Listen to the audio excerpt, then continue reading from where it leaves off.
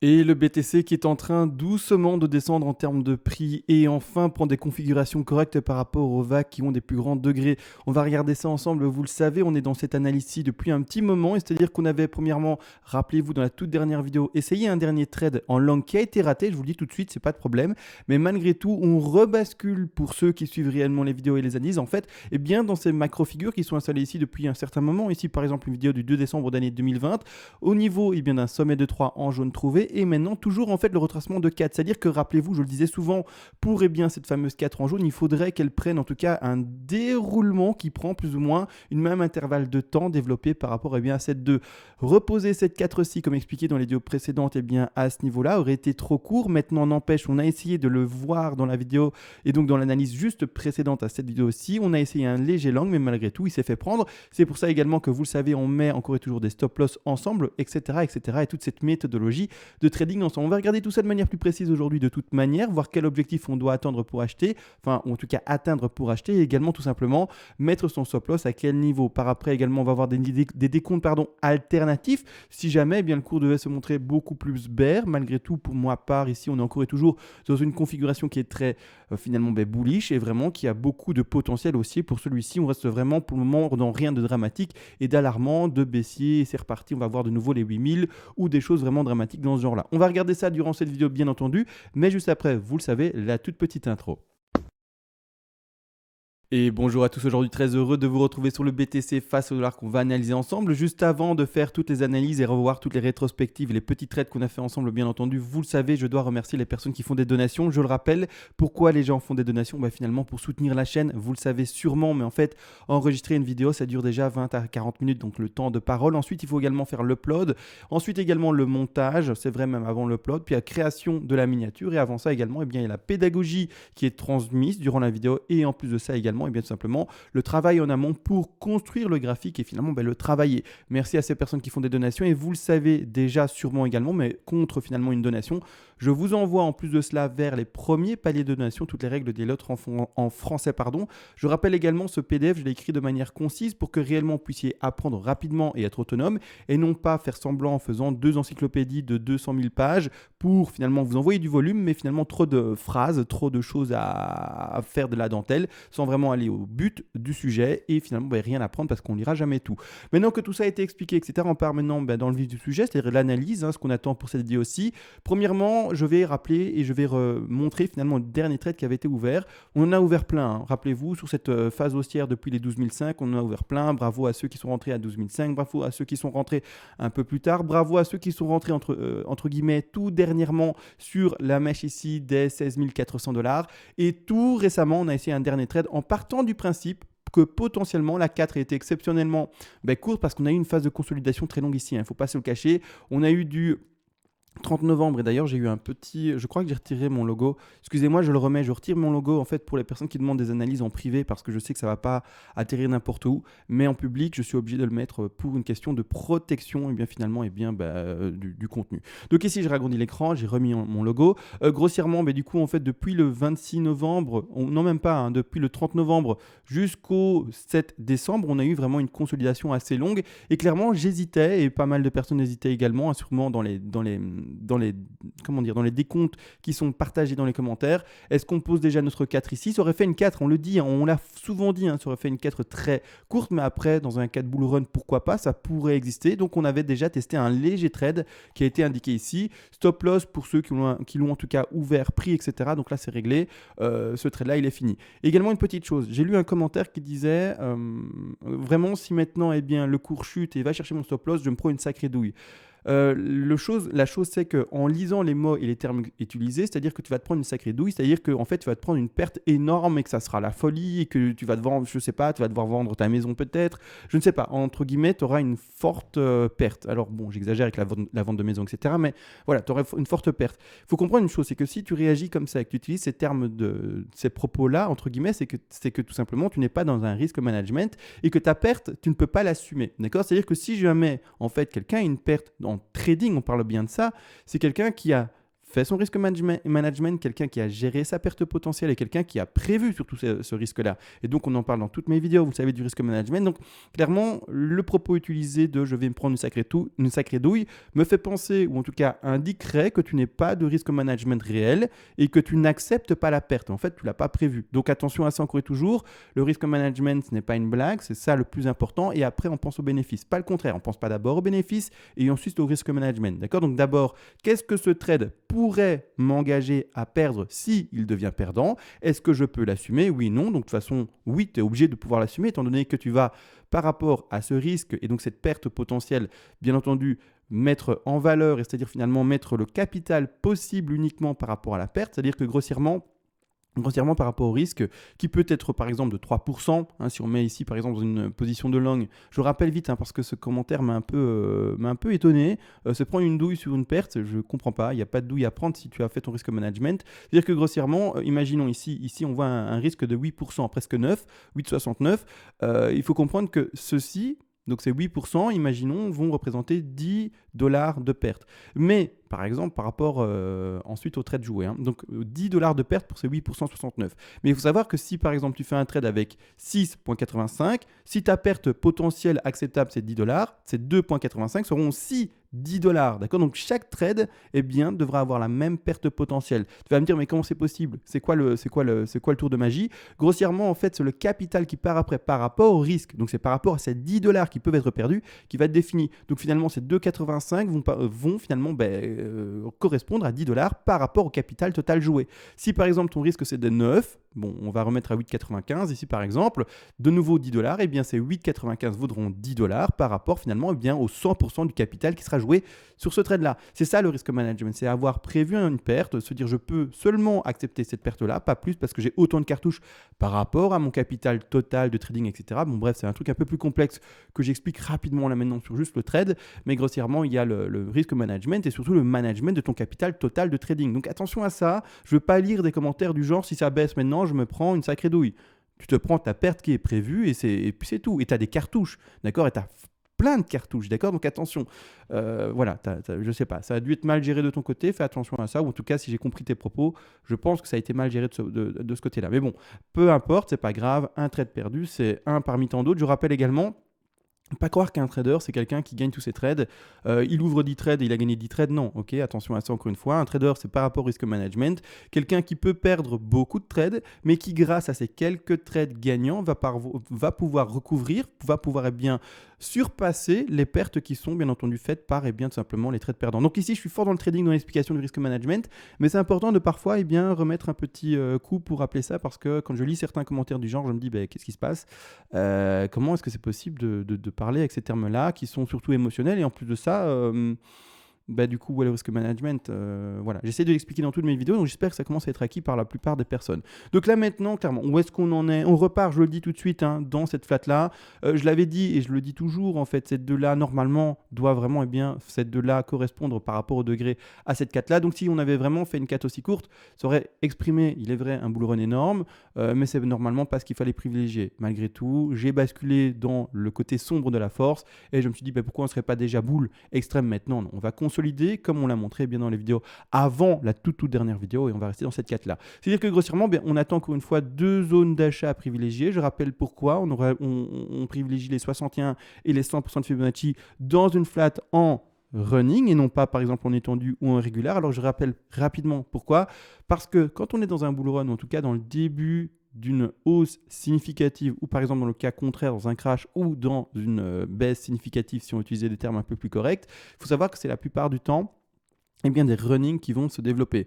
On peut retrouver bien entendu des étendues ou même des flats en régulier, mais c'est plus rare. Pourquoi ? Parce qu'en fait, l'intensité haussière qui se retrouve dans un marché bull ou l'intensité finalement baissière qui se retrouve dans un marché de crash, va souffler, va pousser avec une force beaucoup plus importante que finalement le parti adverse qui sera perdant. Dans un marché bullish, ce sont les vendeurs qui seront perdants. Donc même si, par exemple ici, je veux vraiment l'illustrer par rapport à ceci, donc j'ai même changé de graphique, on va partir là-dessus. Là, j'avais mis mon petit triangle, d'ailleurs, Semi-cassé à la hausse et puis recassé à la baisse, ici clairement.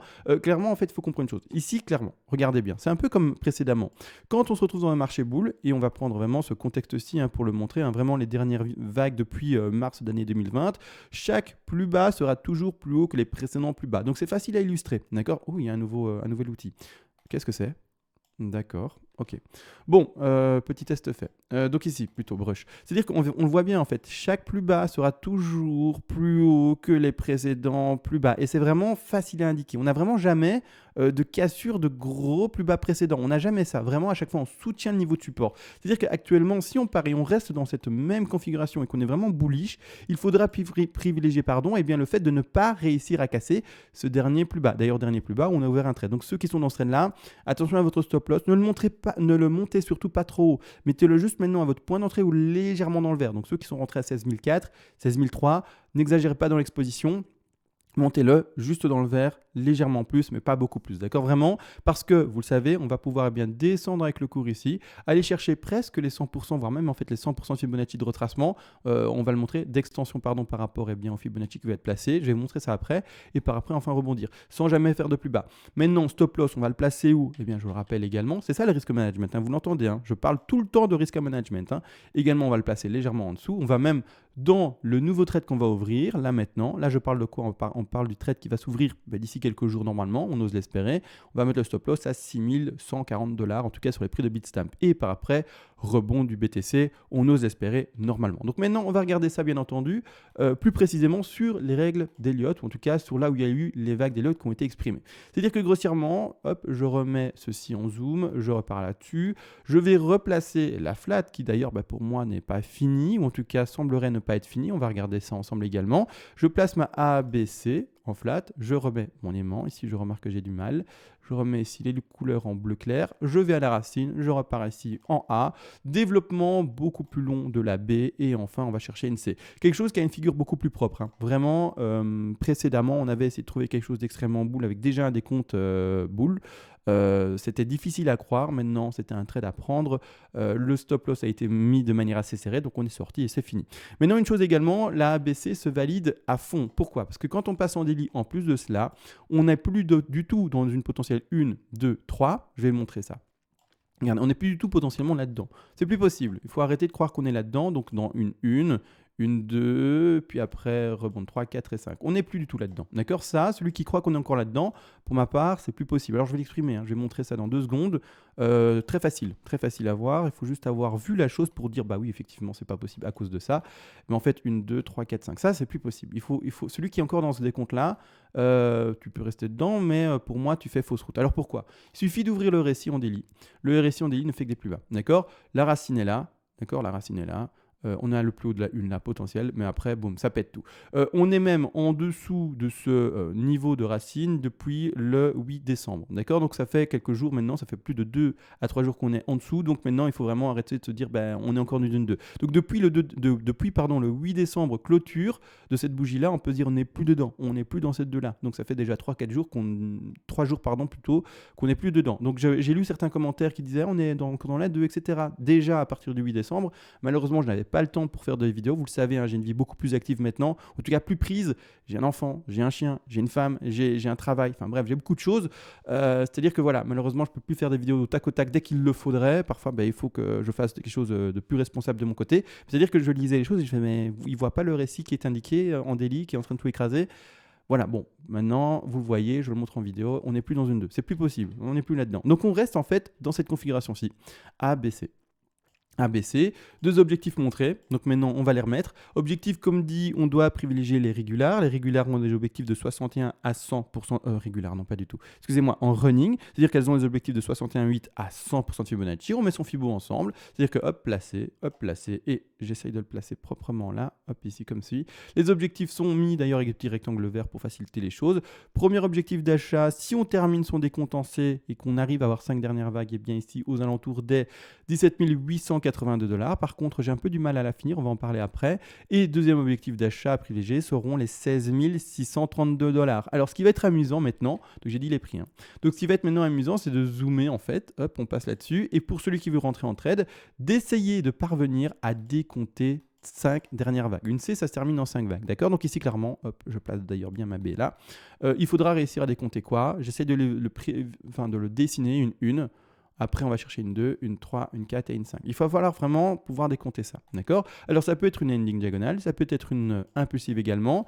La petite chose ici qui me gêne, entre guillemets, c'est qu'on est potentiellement, enfin qui me gêne non en fait, mais on est potentiellement dans une ending qui ferait une 2, 3, une 2, 3, ici, un rebond ici en 3, et puis après on irait chercher une 5 quelque part. Hein, pour le moment, il faut décompter, il faut vraiment travailler la chose, et une dernière 5 ici. On est potentiellement dans une ending, d'accord? Il faut vraiment, clairement, on fait toujours des plus bas. Ici, là on fait une 2, là on commence une 2, 3 également. Je regarde vite le retracement ici. J'espère que ça ne dépasse pas les 90 à ce niveau-là. Donc, de quoi je parle? Je parle vraiment de ça. Hein. Ok, A, B, C. En fait, je parle de quoi? Plus précisément, parce que je remarque que je dis tout dans ma tête là. Ok, CMA, toi, tu vois les choses, mais les gens ne savent pas lire dans ta tête. C'est-à-dire que grossièrement, en fait, ceci, A, B, C. Donc, en fait, il faut parvenir à lire du A, B, C qui descend tout le temps. Hop, 1, 2, 3 ici, A, B, C comme suit. D'accord, donc ici, je vais le mettre un peu de côté, la plus grande vague. Je vais la mettre en une couleur blanche, non, en couleur mauve, comme ça. C'est très bien. Hop, c'est parti. En fait, il faut que ce décompte-là, d'accord, se fasse en ABC tout le temps. Si on est bel et bien en ending, d'accord. Donc ici, ça va prendre un peu de temps à développer pour être sûr dans le décompte dans lequel on peut se retrouver. C'est-à-dire que là également, on va devoir pouvoir décompter pour faire cette 5-là, une ABC. Donc on va également avoir une A, une B et puis une dernière C, d'accord. Ça doit être la même chose pour le rebond ici, mais qui semble être bon. Là également, donc c'est-à-dire que grossièrement, il faut pouvoir voir du ABC partout. Donc là, maintenant, pour terminer la 5, pour moi, il est trop tôt.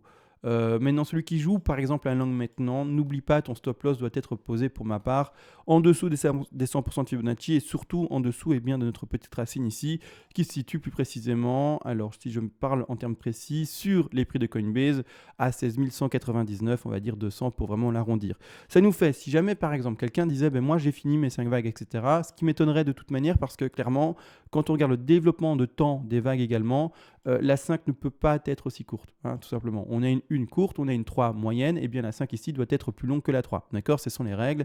C'est comme ça. Donc, c'est-à-dire que pour ma part, je n'ouvrirai pas un long maintenant. Mais n'empêche, imaginons quelqu'un dit, moi, je veux l'ouvrir maintenant. On est proche des 61,8. Mon décompte m'indique que c'est ça et c'est pas ce que tu dis CMA, c'est un autre décompte. D'accord? Pas de problème.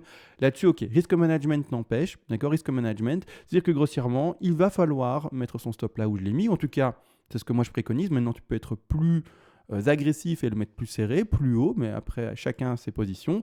Mais ça ferait, donc imaginons, voilà, on ouvre maintenant un angle dans la position où on est maintenant, hein, on va prendre le prix directement exact, 17 866 $ pour vraiment le simuler à 100%. Ça nous ferait une exposition de 9,30, c'est une grande exposition, hein, d'accord, attention. Mais non, pas trop importante non plus, mais c'est une exposition qui est quand même beaucoup plus importante que ce qu'on va essayer de gérer, en tout cas d'approcher des 3%, 4% d'exposition.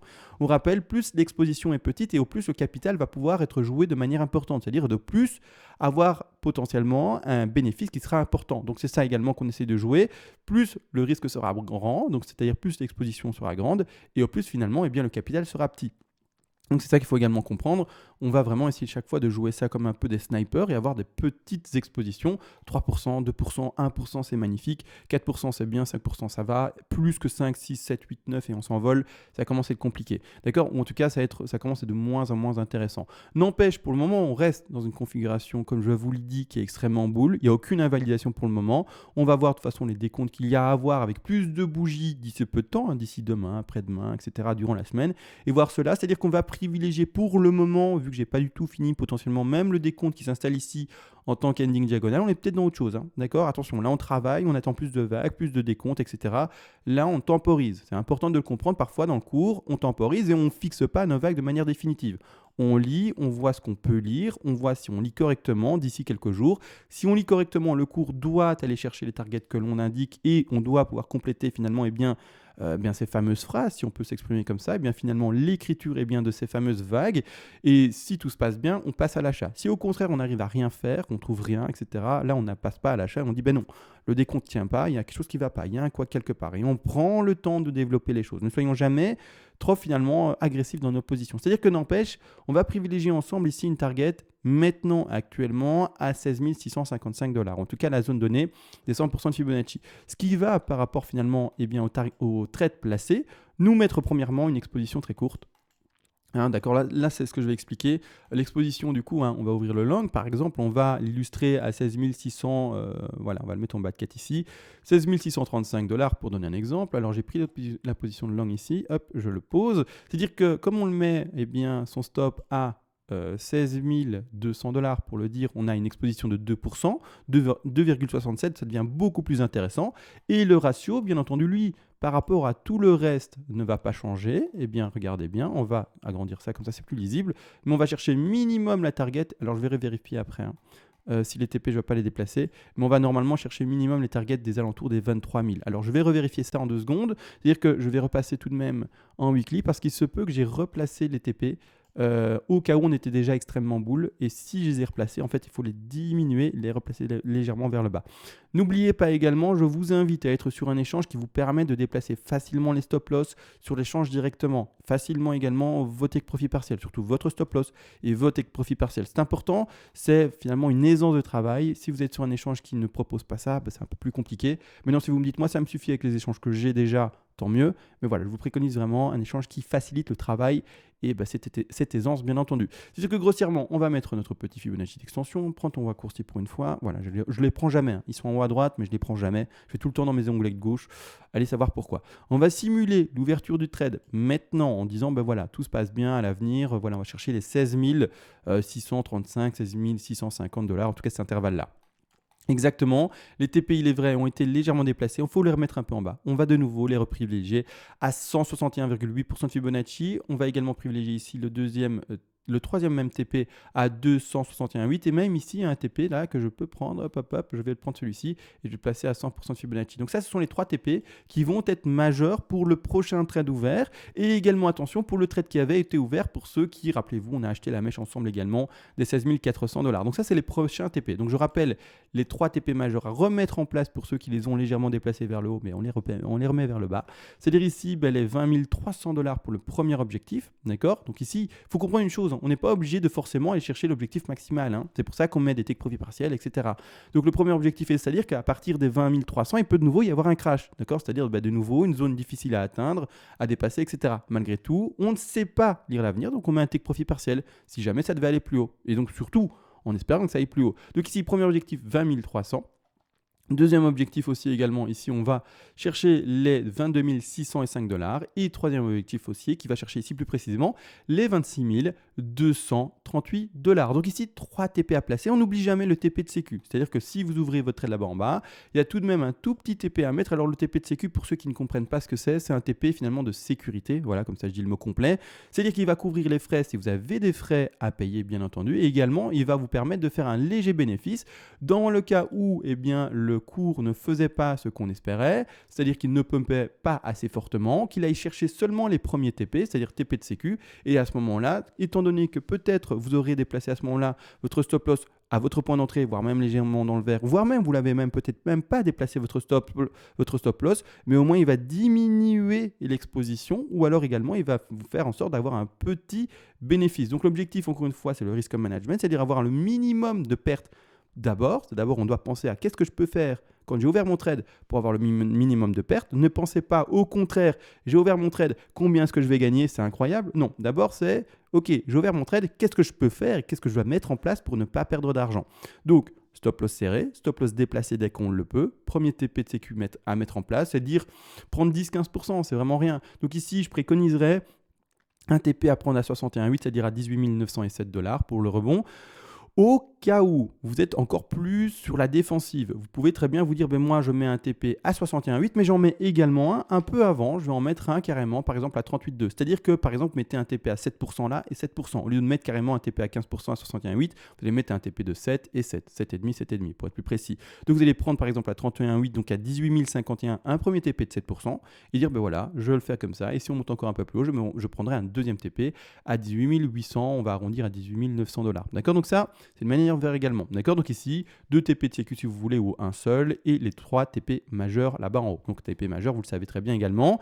Dès qu'on atteindra le dernier TP, donc ici par exemple, si le pump se faisait de manière très forte et atteignait les 26 000 et quelques dollars, on n'aura jamais clôturé tout le trade. Rappelez-vous, là je fais vraiment une grosse piqûre de rappel, parce que comme j'ai lu le commentaire de la douille, ça m'a un peu choqué, je me dis bah vas-y, allez, donne un peu tout durant cette vidéo-ci et rappelle un peu les choses basiques aux gens. C'est-à-dire qu'ici, quand on va arriver à 26 000, si on doit arriver aux 26 000 dans ce trade-là, n'oubliez jamais également, on ne clôture jamais un trade à 100% tant qu'il est gagnant. Vous allez clôturer votre trade peut-être à hauteur de 85%, 90%, peu importe, d'accord?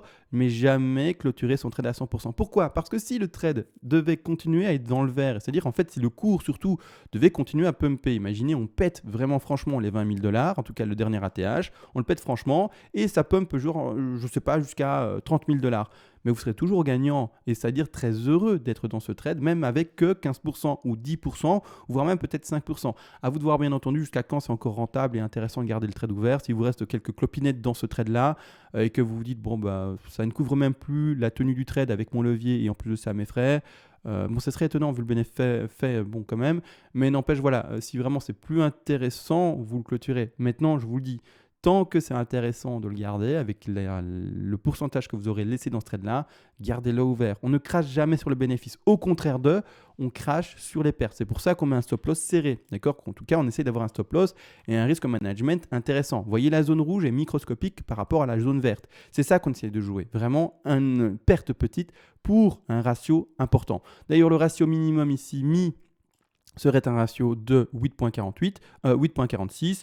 Pas mauvais du tout, vraiment. N'oubliez pas également, c'est jamais le ratio total, 8.46. C'est dans le cas où un ratio du genre 8.46 posé comme ça, c'est au cas où vous passez dans le trade, vous avez passé du coup acheteur, ou en tout cas vous passez en long pour le dire, et à ce moment-là, vous revendez, vous clôturez votre trade à 100% quand on arrive par exemple ici au premier objectif de 20 300. Là, ok, c'est un ratio de 8.46, mais c'est pas le cas. On met des TP en place, on met des TP qui peuvent monter jusque là-bas en haut, on met du coup des reventes par palier. Donc ça lisse finalement également ce ratio, et ce ratio ne sera jamais de 8.46 ou par exemple ici un ratio de 21. Si on devait arriver jusqu'au 26, ça sera un ratio, par exemple si on devait arriver au 26 en faisant tous les TP ici, de la moitié, de par exemple 10, d'accord, 10, 11, mais ça ne sera jamais un ratio de 21. Un ratio de 21, c'est si jamais vous ne mettez pas de stratégie de trading, si jamais vous n'avez du coup pas de TP, je vais le rappeler, c'est si jamais vous passez à l'achat ici et que vous revendez à 100% là-bas en haut. Ça, c'est le ratio qui est de 21,77. Mais autrement, ce n'est pas ça. C'est un ratio qui sera plus petit que ce que l'on peut lire. Donc attention à ça également, d'accord? Si on travaille avec des TP, et surtout, j'insiste, on travaille avec des TP, ce n'est pas le ratio ultime qui est indiqué ici à l'écran. Donc ça, c'est un indicateur pour aider, mais ce n'est pas directement cet indicateur-là, ou en tout cas, ce n'est pas directement ce ratio-là. Donc là, maintenant, on a tout vu, entre guillemets, c'est-à-dire que maintenant, il faut temporiser, les amis. Il n'y a pas tout le temps. C'est-à-dire que je sais qu'il n'y a pas eu de vidéo de ma part, par exemple, pendant 2 jours ou 3 jours, mais c'est qu'il faut temporiser. On doit parfois être capable de ne pas vouloir appuyer sur le bouton directement et pouvoir être également capable de se dire j'attends et je vois ce que le BTC nous dessine. Je veux voir maintenant qu'est-ce qu'il va arriver, qu'est-ce qu'il y a de plus précis à dessiner. C'est un peu comme quand on écrit une phrase dans un livre. Pour pouvoir connaître vraiment la fin de la phrase, il faut la lire en entier. Et il faut attendre pour pouvoir même se dire, je peux même deviner la fin de la phrase écrite. Il faut vraiment se dire, je dois au moins avoir lu les premiers compléments, entre guillemets, les premiers sujets, les premiers verbes de la phrase. Si je ne lis que la lettre majuscule du début de phrase, je ne serai jamais, en tout cas, essayer de composer la fin de la phrase. C'est un peu la même chose. J'essaye d'exprimer ça avec des choses un peu plus simples à comprendre. C'est un peu la même chose avec les vagues ici.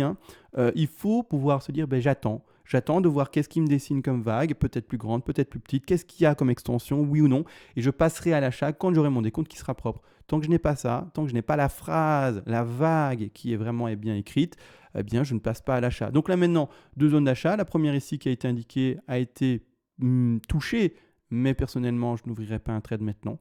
Je n'arrive pas à terminer mon décompte. Si le pump se faisait maintenant, tant mieux pour ceux qui sont rentrés sur le petit trade ici des 16 400 $. Tant pis pour ceux qui voulaient rentrer dans le trade maintenant et qui, du coup, auront loupé le trade et le pump. À ce moment-là, c'est pas grave. N'oubliez pas, on n'est pas au casino et c'est l'objectif. Non pas de cliquer sur le bouton de manière émotionnelle et rapide, mais au contraire essayer de cliquer sur le bouton, c'est-à-dire ouvrir un long ou un short, peu importe le trade que vous voulez, mais seulement dans des occasions qui ont été pré-calculées, pré-travaillées et donc pré-visualisées. Donc maintenant, tout a été dit à ce niveau-là. Également, vérifier une petite chose. Les futurs, je voulais voir en fait en termes de gap, où est-ce qu'on en est Où est-ce qu'on en est Que je vois ça. Je sais qu'il y avait un gap quelque part. Où est le gap? Je suis sur les futurs là? Non, je suis sur Bitstamp, c'est ça le problème. Ici, là les futurs, super. Le gap est là, exact. Je repasse en 4 heures pour le voir. Il y a d'autres gaps avant, bien entendu, mais on va parler du gap, le plus récent. Le gap le plus récent. Retire le brush, ça va être compliqué avec le brush à chaque fois. Le gap le plus récent, en fait, c'est ça. Vous voyez le creux, c'est ça un gap pour les néophytes qui ne savent pas du tout ce que c'est. On l'a toujours pas comblé, d'accord? Donc, pour moi, clairement, eh bien, je m'attends à ce qu'on aille encore combler ce gap. Donc, on devrait encore descendre, aller chercher ce niveau-là, qui est bien sûr, en termes de prix sur les futurs, attention, les futurs n'ont pas les mêmes prix que par exemple, les autres échanges, d'accord? C'est-à-dire que grossièrement, et même entre les échanges classiques, entre guillemets, les prix changent, d'accord? On voit bien, hein, ici on est à 17 952, là on est à 17 980, sur Bitstamp on est à 17 950, enfin bref, et je sais même, et bien entendu également, que parfois on a des différences de 50 $, 100 $, et voire même plus selon les échanges, donc attention à ça également. Donc là maintenant, qu'est-ce qu'on va faire nous? On va personnellement, en tout cas moi, en tout cas dans cette configuration-là d'analyse, j'attendrai une correction plus forte du BTC qui aille au moins chercher sur les futurs le bas de ce gap-là, et bien entendu, on l'aura compris, sur nos petites ici, hein, sur nos petits objectifs baissiers du BTC, au moins aller chercher normalement ces 100% de Fibonacci qui sont à 16 600, 16 500 $. Donc on va regarder ça ensemble bien entendu, on va essayer de tenir ça un maximum. Je pense avoir tout vu, hein. On a vu les gaps, on a vu le décompte et on a vu les objectifs, le risk management, etc. Posé, tout a été réexpliqué.